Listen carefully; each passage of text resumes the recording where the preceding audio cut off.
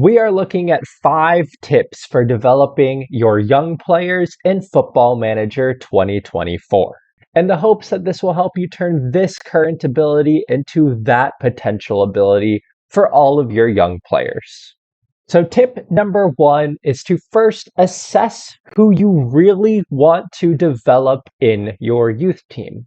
Most youth intakes probably have one player who you want to develop and bring into the first team. So in this case, if we're looking at my youth squad here, let's say Lenny Tip. He is the only real 5-star potential player. So I don't really care about developing the rest of these young players here. It would be nice if they develop to a 2-star potential, but they won't be able to make my first team. So in this case, I am looking at my youth squad and I'm saying Lenny Tip is the only player I really want to develop.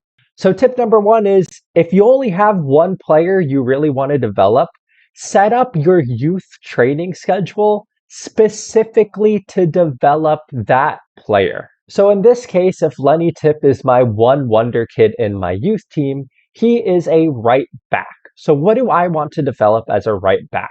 I want to develop his physical attributes as you would for all players. But then I also want to develop his defending attributes. So specifically, I'm looking at things like tackling, marking, and positioning, as well as some other mental attributes. And as kind of a secondary thing, I'd love for him to develop his dribbling and crossing. This would make him into a world-class right back in the future. So when I'm setting up my youth training, I don't really need to worry about attributes that aren't going to help Lenny Tip develop. What is the point of doing a whole lot of general youth training when there's only one player I really want to develop?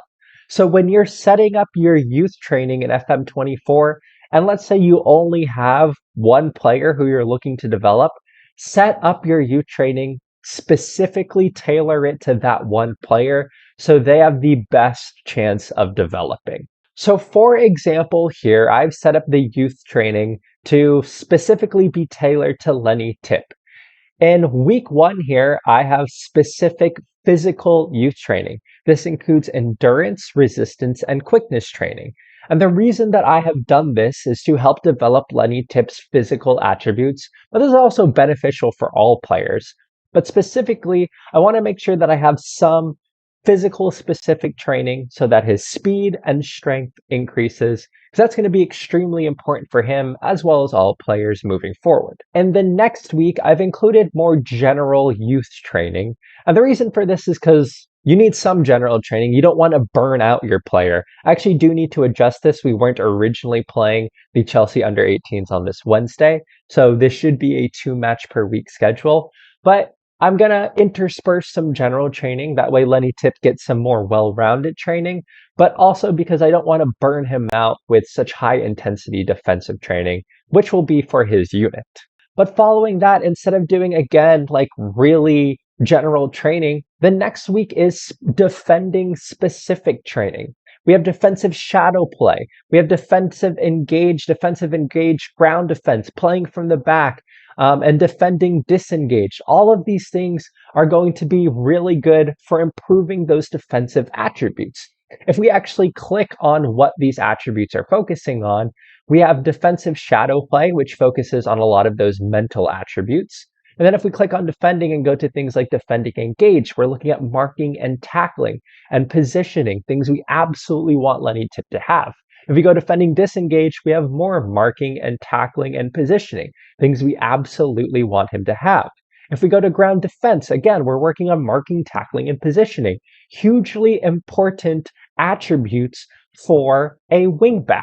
So if we include more of these defensive training sessions throughout this season, it is going to help those defensive attributes improve more quickly and help to develop Lenny Tip much better. And the only thing I would recommend here is you don't want to do a attacking or defensive specific week every single week. Make sure you're interspersing it with some general training sessions. Otherwise, your players might get injured. Because as we can see here, the defending bar is pretty high for most of the days. So just make sure you're interspersing it with more general training to make sure your players don't get injured, but include a few of these weeks so that you can really maximize your players' development. Moving into tip number two. Tip number two is to give your youth players a proper preseason. Make sure that you're doing your physical training in the preseason. This means endurance, resistance, and quickness training. I feel that a proper preseason training is often neglected in youth teams and more focused on in first team squads, but it's really important to do this for youth teams too. And there's a couple reasons for this. One, if we look at a young player here, most of the time, these physical attributes are going to improve quickest when they are youngsters. You want to set up a preseason schedule that really emphasizes the physical training because this is going to give them a physical foundation to build upon for the rest of the season. And it's going to help these physical attributes improve much quicker throughout the season. By giving them this physical basis, you're giving them the ability to, one, handle your training schedules, but two, have a physical foundation to further improve their physical attributes throughout the rest of the season. This is going to help their physical attributes come through much quicker, which is going to be really important for your young players because we all know that physical attributes are the most important attributes in Football Manager. So we want to make sure that we are giving them every possible tool to be able to improve those physical attributes. And by including a proper preseason training and good training overall, but especially training that might be most beneficial to the one play that you're looking at, you're going to be able to get a lot more upwards facing arrows that look like this, helping your players to improve much better in FM24. Moving into tip number three and continuing with the kind of theme of optimizing your training, make sure that your training ratings for your players are good. This is something that I think is really overlooked in Football Manager. This is something that I know a lot of people do with their first team squad, but they might not do with their youth teams. So there are two ways that I would recommend improving training ratings for young players. First, if you have the money, and this is only if you have the money, fill out your U18 squad. Otherwise, this is going to be filled out with gray players. And I've just noticed when the team is filled out with gray players, the training ratings don't seem to be as high or as effective. So if you can, fill out your youth teams. This makes sure that there's enough bodies to do all the drills and to be able to effectively introduce the training. But the other thing that you should do is go into training, go into individual, and just like you might do with your first team squad, praise your players for good training ratings and criticize them if they have poor training ratings. As we can see here, I've already done that. So anyone above an 8.0, or for sometimes I'll do above a 7.75, I will give them praise. I'll go in like here and I'll praise their train rating, tell them they've done really well. It gives them a slight boost to their morale, and it makes sure that they continue to, want to put in good training ratings. It's that positive reinforcement. On the flip side, we don't have any particularly bad training ratings, but if I had a player below a 6.5 or at a 6.5, I would criticize their training in the hopes that it'll spark them to do better, and usually the next week they do a little bit better. So by filling out your youth teams and giving either positive reinforcement or negative reinforcement to good or bad training ratings, this is going to help to improve the training overall and help your players to develop. And this is really important because especially under the age of 18 years old, training is going to be the most significant contributor to a player's development. So ensuring that you've optimized preseason, optimized a player's training, and that you've optimized how they're getting their training ratings, then this is really going to help you develop your young players. Now, tip number 4 is to do everything you can to improve your player's personality. So fortunately here, Lenny Tip is a player with a professional personality, so I wouldn't need to do anything here. However, if I really wanted to develop Okanola Matthews here, he only has a balanced personality, and if I notice that this was something affecting his training, this is something I might want to work on. So if you have a player with a personality you're really worried about, but they have really high potential and you feel like you could help them to reach it, I would recommend putting them into the first team squad and creating a mentoring group for them.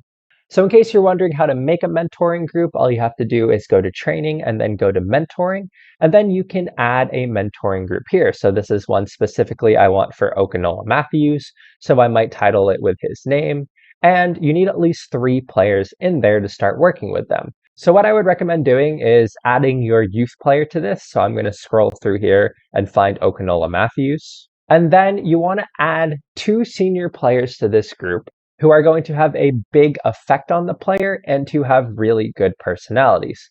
So as I'm looking through here, I'm looking for players who have model citizen or professional personalities. So I really like a professional personality, so I might add Harry Sutar, so I'll add him. And then to be honest, I don't really have anyone else who I love personality-wise, so I'm going to add Che Adams, who's fairly professional here, and I can add him to the group.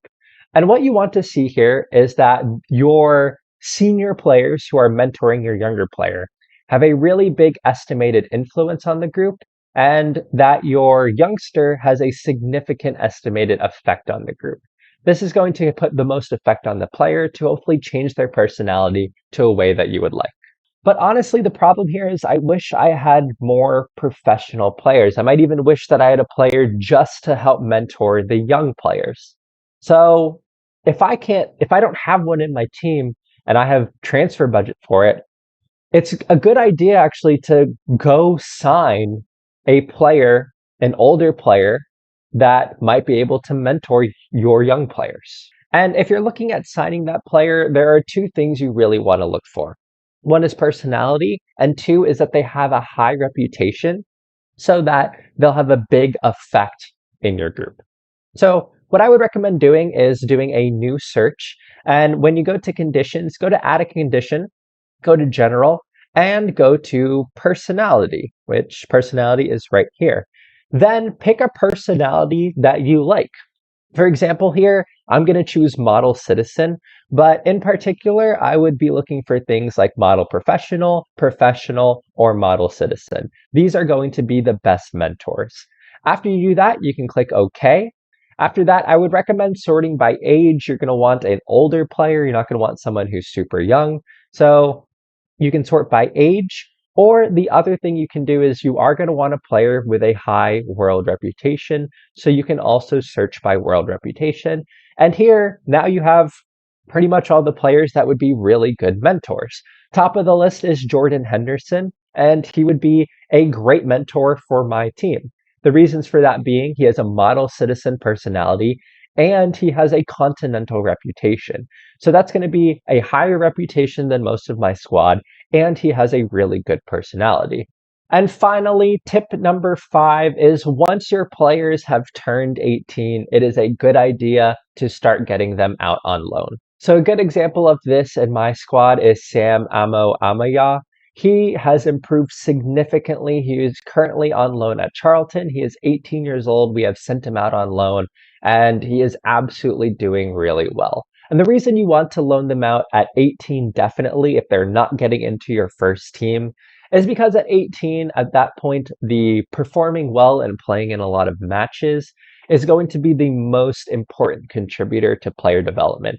Training is still important, but at this point, they're not going to improve at the rate that you want them to unless they're playing in matches, especially at their level. So for example, here, we got Amo Amaya out on loan. He's at Charlton. He's playing in most matches.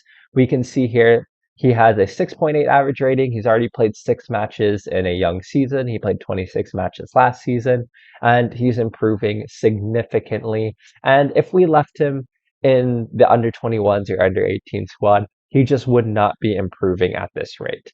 So once your players have turned 18, get them out on loan, get them playing regular first team football, especially in the country that they're from or the country that you're in, because that will help them to improve the most. All right, but that is everything. Those are 5 tips to help you develop your youngsters in Football Manager 2024. I hope you found this video helpful. I hope that you're able to get your youngsters to fulfill their 5-star potential and that you can get Wonderkids for your first team. That being said, again, I hope you found this video helpful. I hope you are having a wonderful week, and I will see you all next time. Bye!